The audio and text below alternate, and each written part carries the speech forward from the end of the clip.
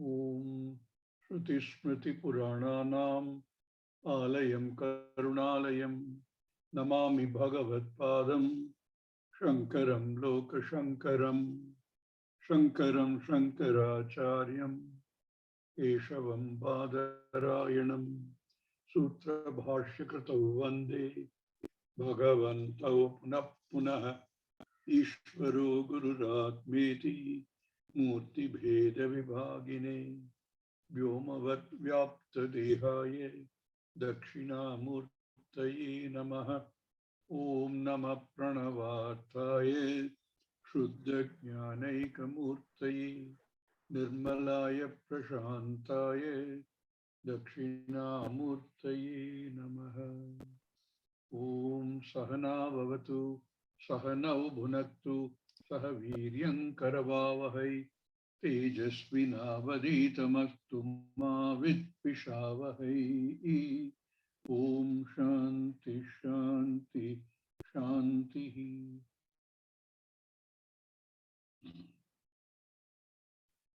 Om Bhadram Karne Vishnuyama Devaha Bhadram Pashye Makshabhir Yajatraha Sthirairangai Shuštuvagam Sastanubihi Vyashema Devahitam Yadayuhu Swasti na Indro Vriddhashavaha Swasti na Pusha Vishwavedaha Swasti na Sakshyo Arishtanemihi Swasti no Brahaspatir Dadatu Om Shanti Shanti Shanti.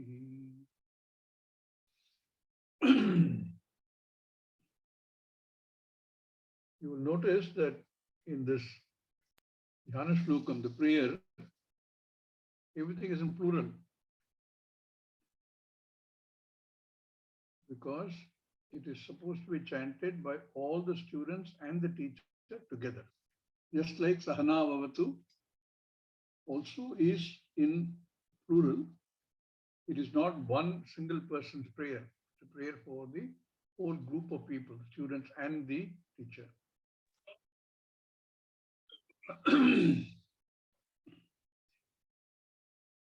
Having started with that prayer,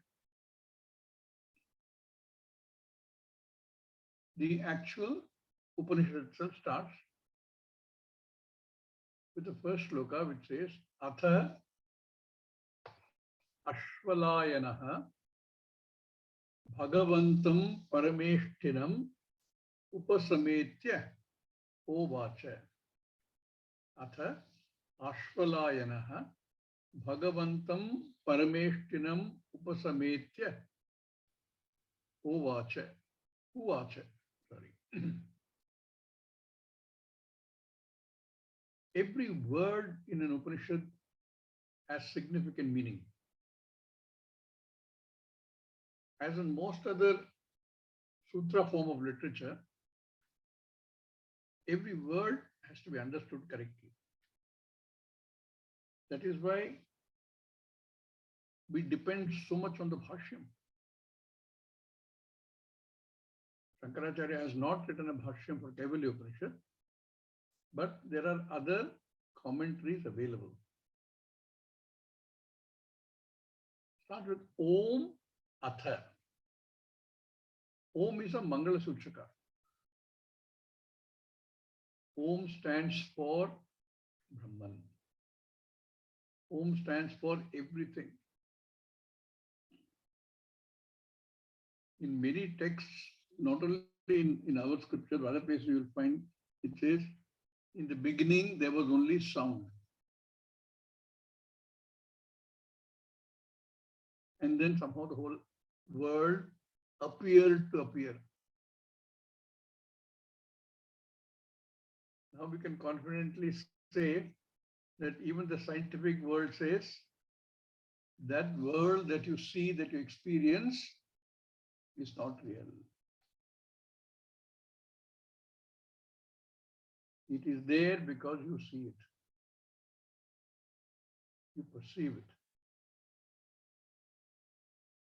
Again, when I say it is there because you perceive it, one cannot say, I Devadatta is seeing the world, I am seeing the world, therefore the world is. No. which you, the whole purport of every Upanishad is to understand the nature of I. But since we are still struggling with that understanding, as all other students of Vedanta, we go through this phase of trying to understand.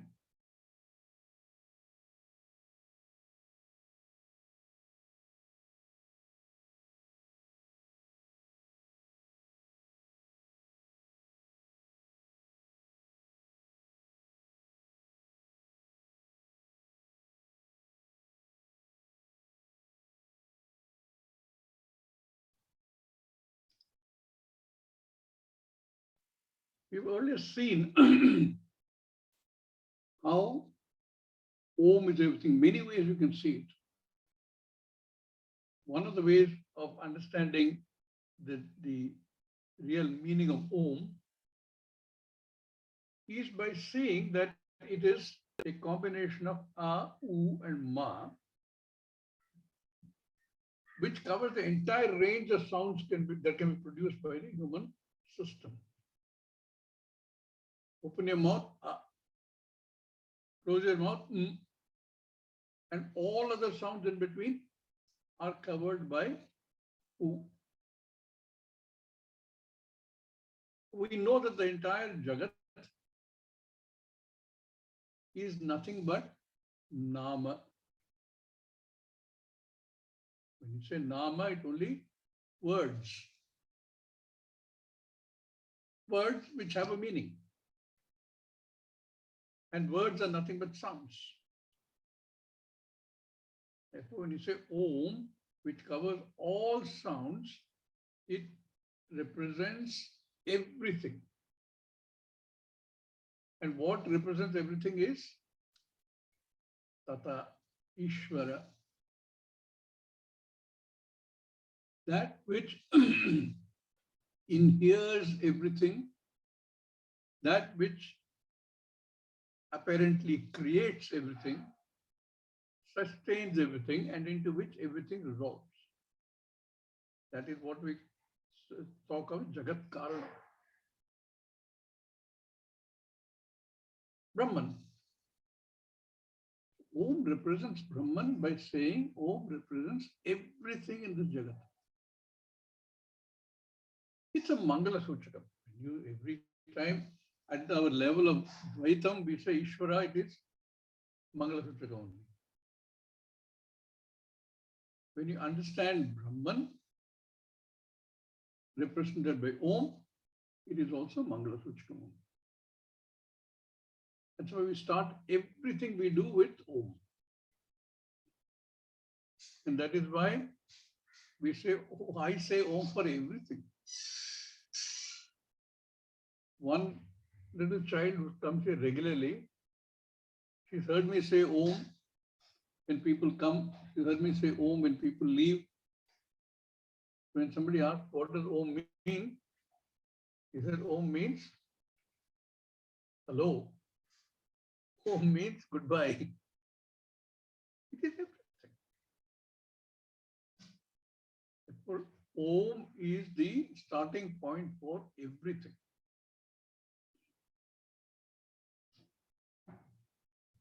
In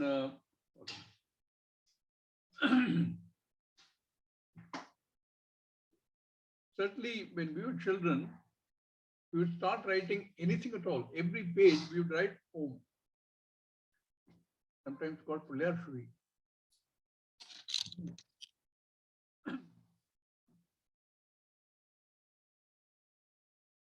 don't know how many of you used to do that or still do it, but every time you start something on top of the page, you write Om. So Om is that Mangala Suchakam. Give it that sense of auspiciousness. Om Atha. Atha Ashvalayanaha. Atha also we've seen. Atha means thereafter. Immediately the question arises, thereafter what?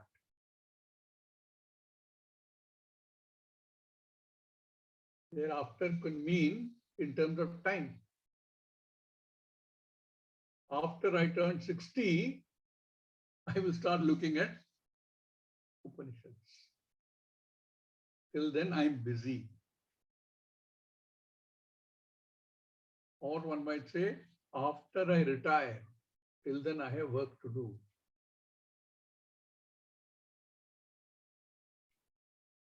Atha.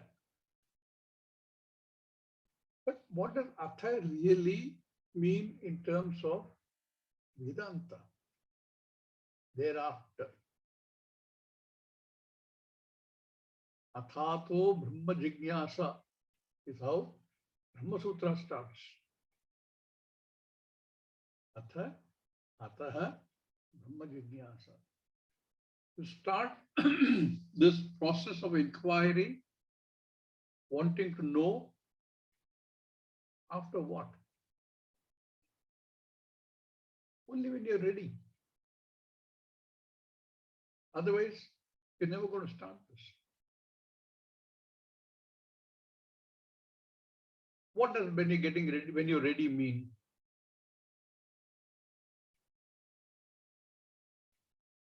If you have to understand, to go back again to this Nobel laureates, their statement that the world is not real, you can do it two ways.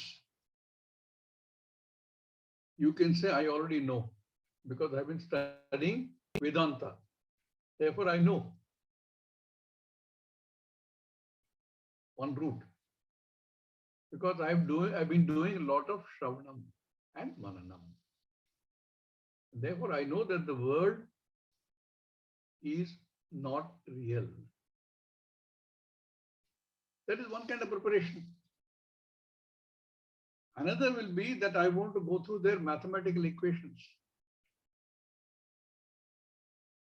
First, I have to understand all the previous mathematical equations.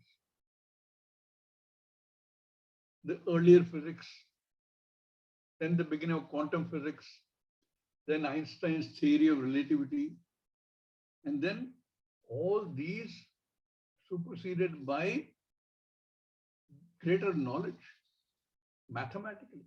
How am I going to get ready to see those unless I know some basics? I know mathematics, I know integral calculus. I can't understand the equations. Another kind of preparation.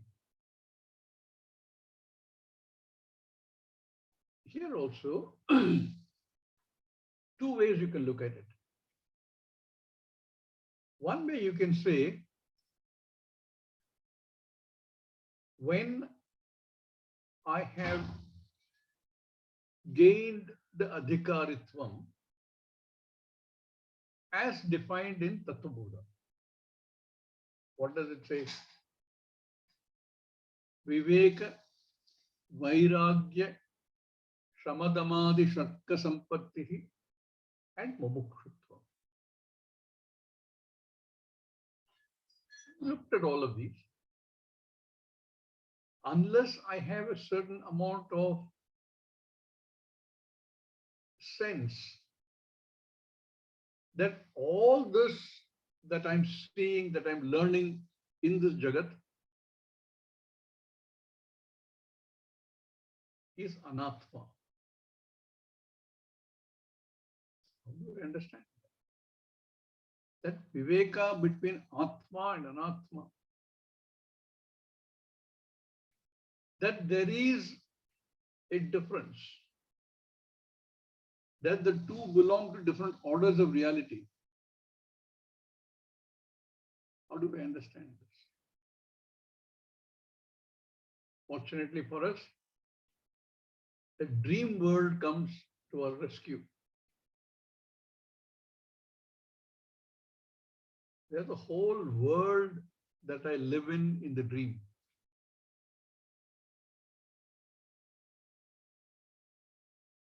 And that dream is real as long as I look at it from the perspective of the dream itself.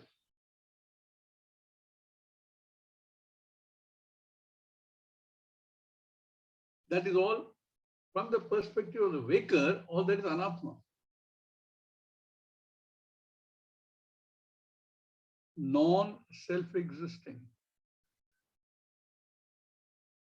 impermanent, relatively speaking. And all that is caused only by the dreamer's knowledge. Because I know this, I can extend the same logic and say, can I understand that this whole world is also an Atma? And that there is another kind of waking up.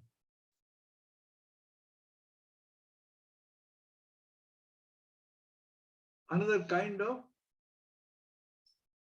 Jagrat Avastha. When I begin to understand that all that I thought was real in the dream is not self-sustaining, self-revealing, self-existing.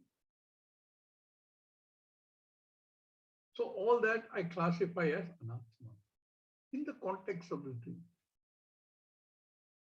In the context of the waking world, can I look at this entire waking world as anathma?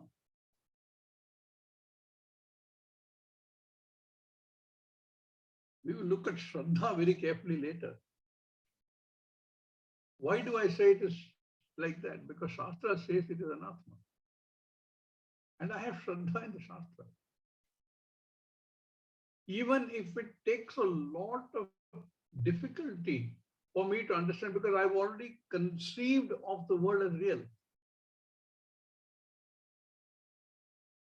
Because I am looking at the world from the eyes of the I, which is the Sharira.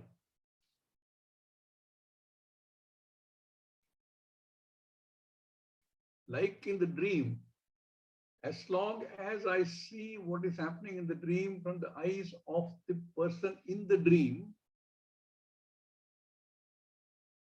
that dream continues to be real. And wise man comes and says to the person in the dream, listen, this is all mithya.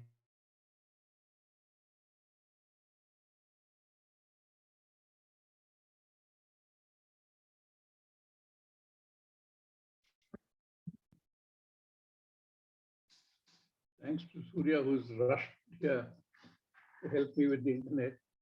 We have put it on Surya's mobile now. I hope it works better.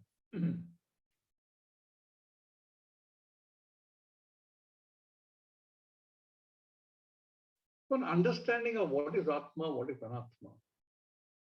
See, at various levels we can understand this. In the relative context of clay pots, clay is Atma. Every product made of clay is Anatma. Because it doesn't have an existence of its own. There is no reality to it. If you remove the clay from a pot, what is left? Nothing is there. Therefore, the pot itself doesn't have a reality in its existence. It exists depending upon the clay. A cotton fabric depends upon the cotton. Therefore, you can say that cotton in that relative context is the Atma, and all the fabrics that you made out of that are Anatma.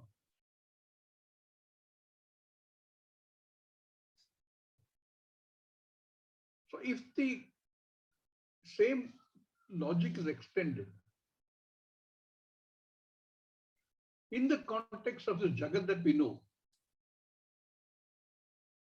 everything in this Jagat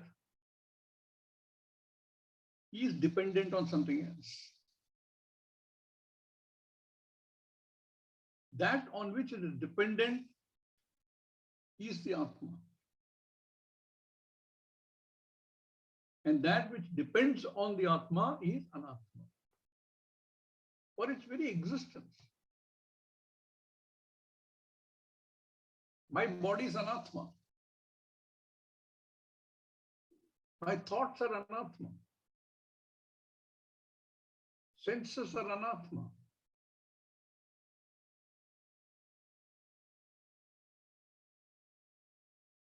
They don't exist on their own.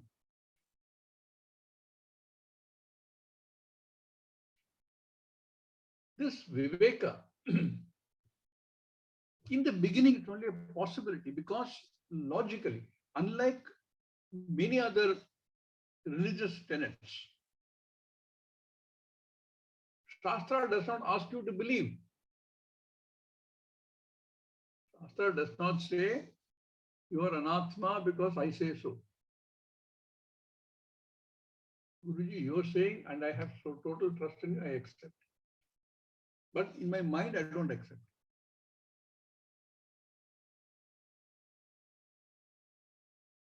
In the beginning,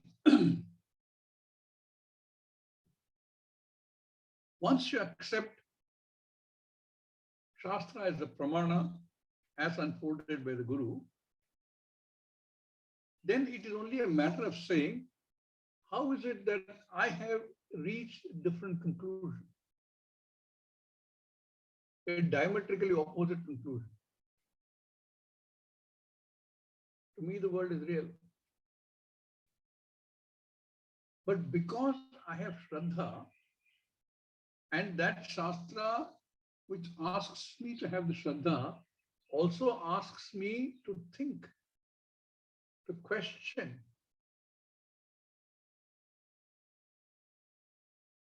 And be logical about it. You know, people say, I'm a rationalist, therefore I don't believe in Shastra. It's irrational. No, Shastra is rational. What you're saying is irrational. Because Shastra asks you to use your brain, rational thinking. The other day somebody was asking me, people believe in astrology because they have faith. And I asked him, what do you think of it? He said, it's all only one's own faith. Do you believe in it? Do you accept it? He said, no. To me, it all sounds like mumbo jumbo. So I asked him, how do you arrive at that conclusion? That is mumbo jumbo. Because there is no evidence to say it's true. Okay. Is there evidence to say it's mumbo jumbo?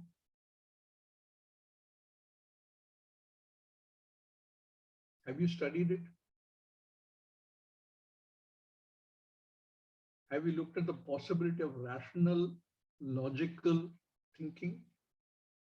No, but everybody says mumbo jumbo. Who is this everybody? How many of this everybody that you have got in your list have studied this?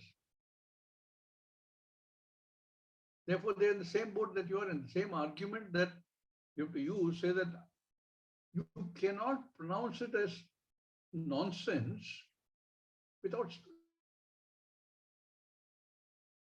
knowing it. How can you pronounce it nonsense? If you study and then come back and say, I think it's meaningless, okay, then let's talk about it.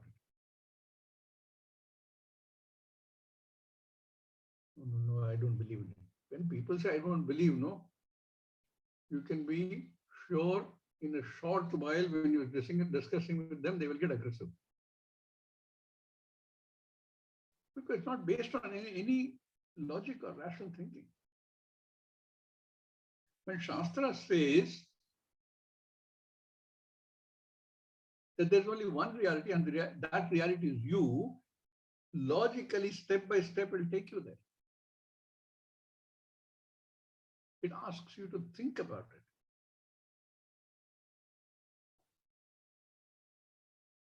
Not just either accept or reject it.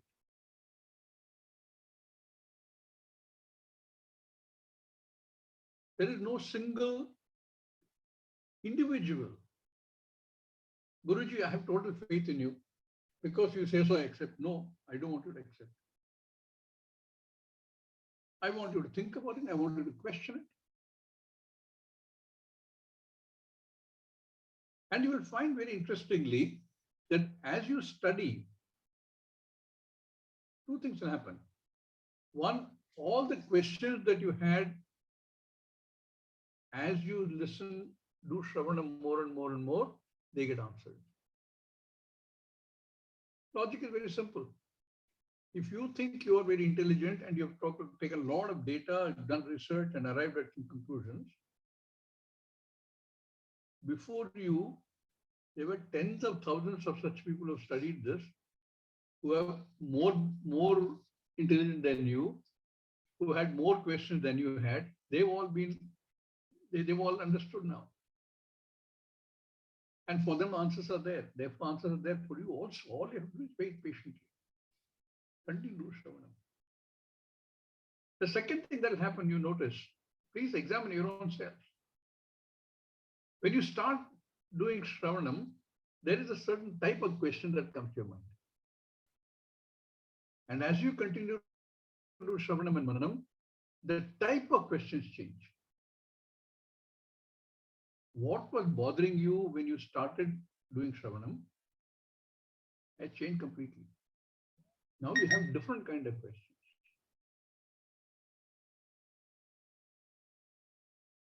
And questions will be there, and questions must be there, and questions must be answered. Because the reconciliation has to take place between what Shastra says and what conclusion you've already drawn. So when one goes to a guru, one is readiness to go to the guru. Otherwise, I don't go to the guru at all. Why would you go? Why would you want to find out?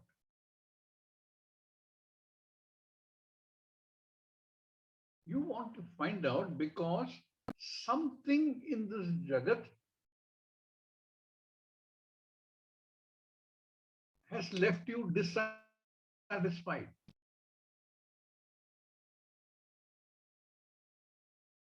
Arjuna wanted to know, why am I subject to such sorrow?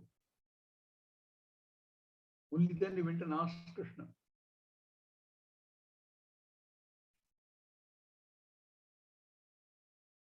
Questions like, what is the purpose of life? How are we different from animals? How am I different from the animal? A cow also eats, sleeps, reproduces. So do I. Why am I different? Or am I different? Is there a purpose, greater purpose to life?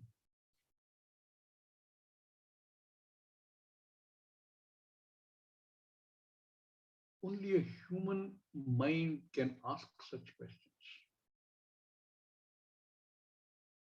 Human mind has the capacity to think and ask such questions. And the answers to this question is moksha. Therefore, only a human form can gain moksha. When will these questions come to the mind? When the mind is active, alive, and when there is emotional maturity. What is emotional maturity? To be able to rationally see what is happening around me, what's happening to me. I'm still thinking of me as a Sharira, remember. What is happening to me? Why am I getting angry? Why am I getting hurt when somebody says something negative about me?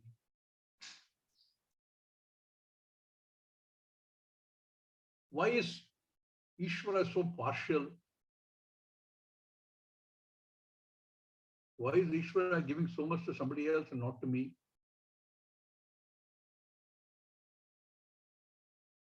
These kind of questions can lead to an answer which saying Ishvara is partial, therefore I don't believe in Ishvara. A lot of people say this, If God is, as you describe, just, fair, then why did he create tsunamis? Why did he create wildfires? Because he only creates. No, sir. He doesn't. You create.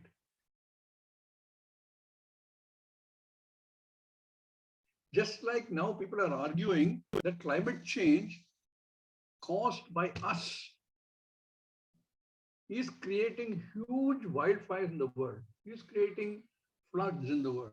He's creating the erosion of glaciers. We did it. We are still doing it. And that causes all kinds of destruction. What is Ishvara got to do with it? Okay, that is okay, Swami, but why do I have to go through this pain? Why is Ishvara giving me this pain? Ishvara not giving you any pain. You give it yourself. You caused it. Swami, I didn't do anything, but I have back pain. Perennially, it's troubling me. There is no effect without a cause. You caused it, not Ishvara. But these questions will come. And these questions will lead to further questions saying, therefore, what is Ishvara? Where do you find the answers to this question? When you approach a wise man with these questions, the first thing he wants to know is, are you prepared?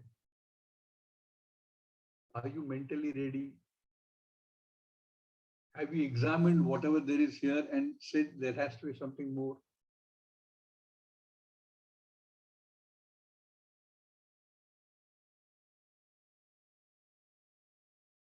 If you examine all the Upanishads, almost all of them is a dialogue between the students and the guru.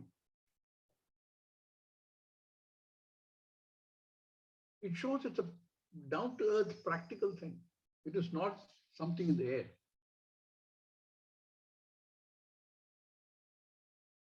Because the Shishya approaches the Guru and says, I want to know. He doesn't go to the Guru saying, I know, I want to know if you know. I want to find out where are holes in whatever you're saying. You'll never learn. Preparation is not complete.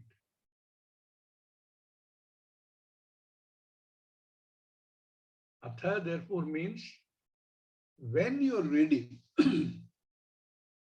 when you arrived at certain conclusions saying, I have concluded all these things, but there is something which is not satisfying that conclusion. There's something which is incomplete in this conclusion. Those conclusions don't go away. I am this body, I am this mind, I am this senses does not go away. With all that, I still have to find out.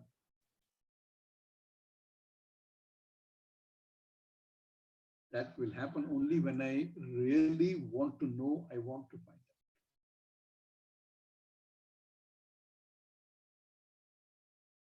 out. And all the students, Shishyas who are there in this Upanishads, they've all gone through this. Whether you look at Pipalada's 6 Shishyas in Prashnopanishad,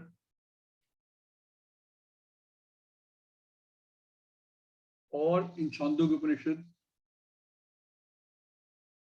when Shvetaketu goes to his father,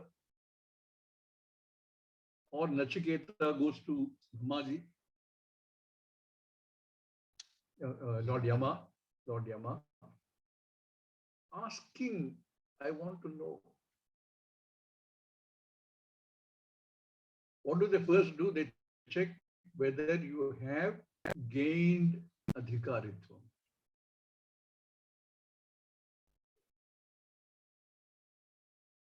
That adhikaritvam that comes from karma yoga, that comes from maturity, that comes from understanding that there is a big difference between the way animals live and the way humans live. And that ability to question and understand that what I've understood so far has a lot of holes in it.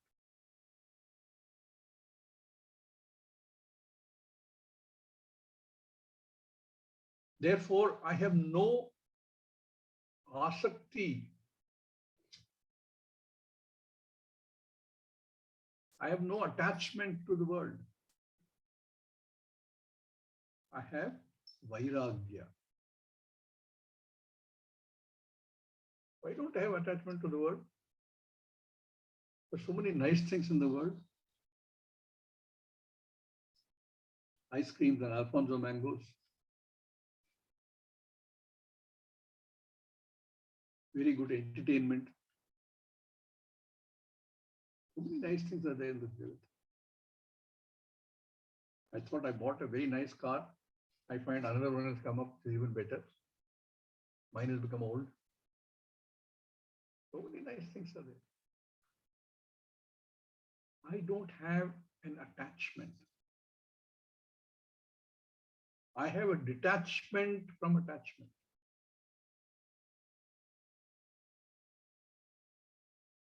And that detachment comes only because I have thought and have questioned.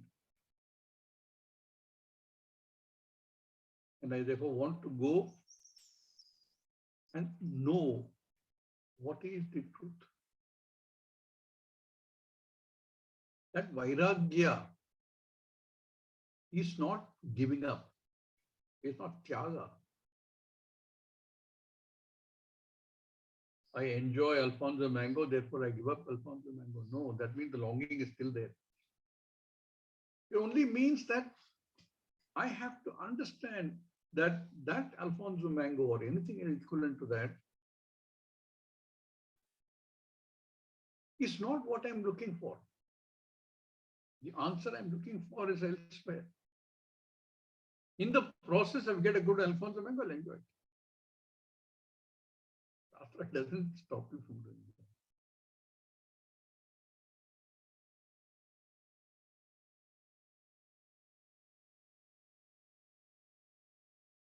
It is that longing for wanting something like that in the Jagat. Which Shastra says, understand how useless it is.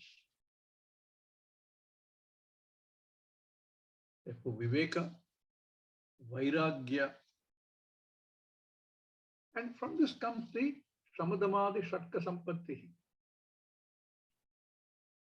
A Virakti that gives you a feeling that, no, I don't want. No, it's not that. I want, but I want something bigger, something higher.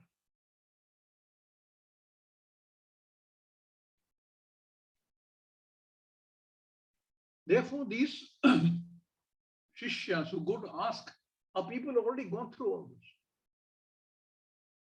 They've gone through the examination of things. They are highly erudite, every one of them. Even a child like Nachiketa. When Lord Yama tried to tempt him, some of the temptations you see there, you say, my God, if I get that, I don't want moksha. So much of it he tried to tempt him with.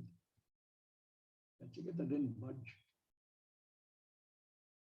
Because he understood that these are all limited.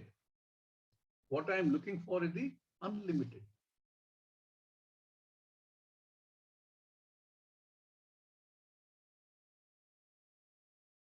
Knowing which, as though I know everything. Shvetaketu was taught by his father. Mundaka Upanishad also we saw. The question was, knowing which, how do I know everything? Now, to ask such a question, somebody must have done a lot of thinking, a lot of understanding. Nachiketa asked, what is that beyond dharma? Such a question may not even occur to one, unless there is great emotional maturity. Which means you examined whatever there is in this jagat and said, no, I need to know more. Or Keno Upanishad we've studied recently. Ganeshitam patati manaha. On what and under what pressure does the mind go where it goes? How would this question like that even occur to us? To a normal person, such question would even occur. You can all feel proud that all of you are sitting steadily, week after week after week, trying to understand this truth given by the Upanishads. Because you have thought of all these things. You have realized that there is something more than simply gaining whatever material wealth and other wealth that you can gain. Here, Ashvalayana. We may not have heard much about Ashvalayana because it doesn't occur very often. But in the text is there. Ashvalayana was a great scholar. Rigveda scholar. He knew a thing or two. Narada Muni knew not just a thing or two, but a whole lot of things. And yet he went to Sanat Kumar and asked, I know so many things. Why am I still subject to sorrow?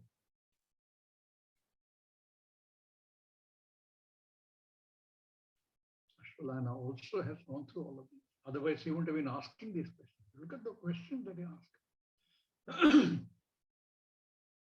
How they formulate these questions even. Like every other Upanishad student, is already very knowledgeable. He's also a sannyasi. Oh, how can you say that all these are sannyasis? Nachiketa was a child. He's not a sannyasi. Sannyasi doesn't necessarily mean wearing ochre only.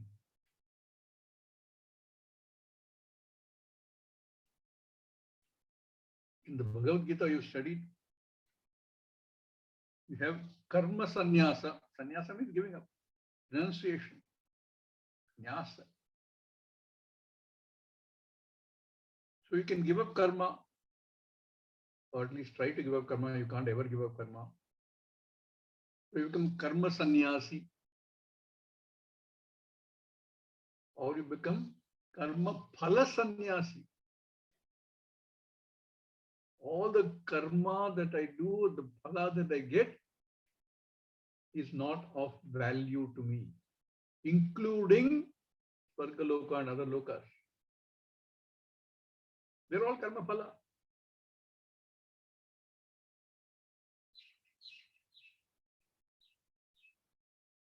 You remember the 18th chapter name? By the time Arjuna has gone through third, fourth chapter, fifth chapter, Jnana Karma Sannyasa Yoga, Karma Sannyasa Yoga. Eventually he goes to 18th chapter and says, Moksha Sannyasa Yoga.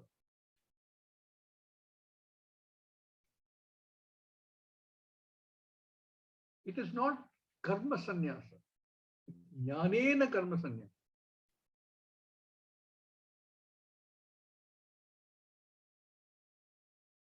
So even a Nachiketa, who was not wearing ochre, he was a child. In the understanding is sannyasa. He could be a grihastha, but still be a sannyasa. Very comforting, no? All of us, we are grihasthas and we still be sannyasi. Yes, possible. It's a sannyasa attitude. So it is not only karma sannyasa, and that sannyasa will come when? When you are secure in yourself, when you're sure of yourself, when you don't have to depend on somebody else for your security, for your happiness.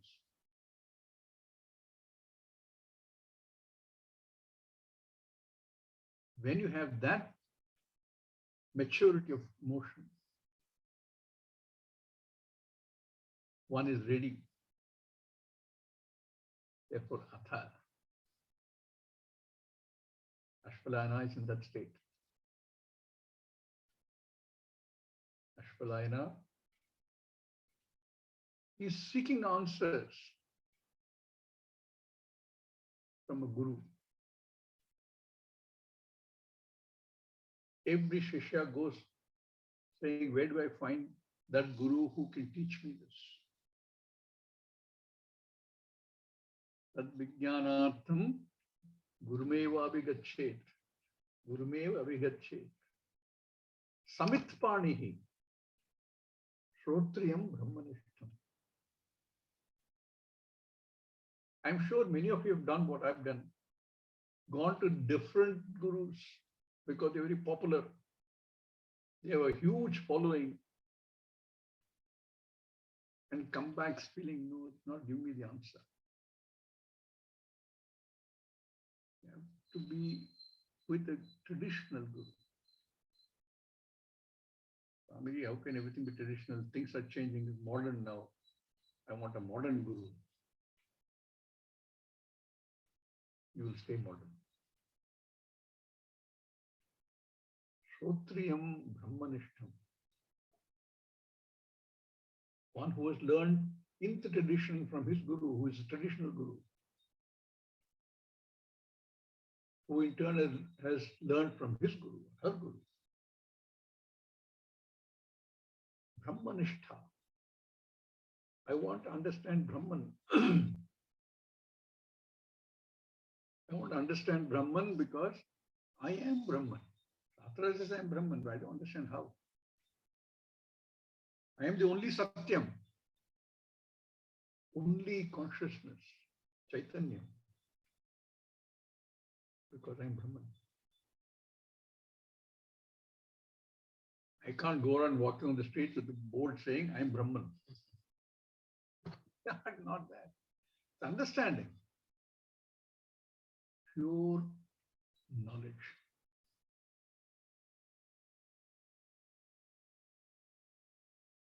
Why should somebody go to somebody? Why should somebody want to know? Why should somebody study Vedanta? Why should somebody study Upanishads? What value does it have?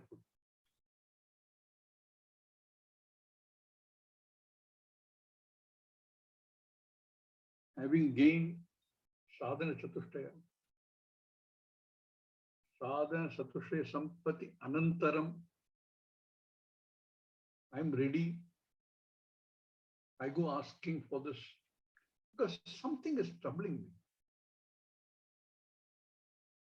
Something is saying there is incompleteness. So you as the adhikari, who's lived the life of karma yoga, who's gained enough emotional maturity to not have to depend on anybody or anything else, seek this knowledge because there is Shraddha.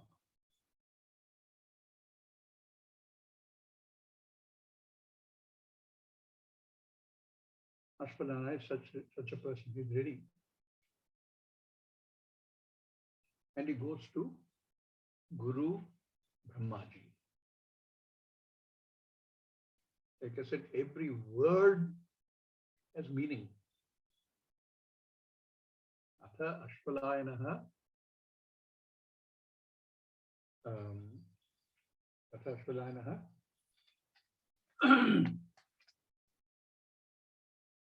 Bhagavantam Parameshtinam Upasamitya Uvacha.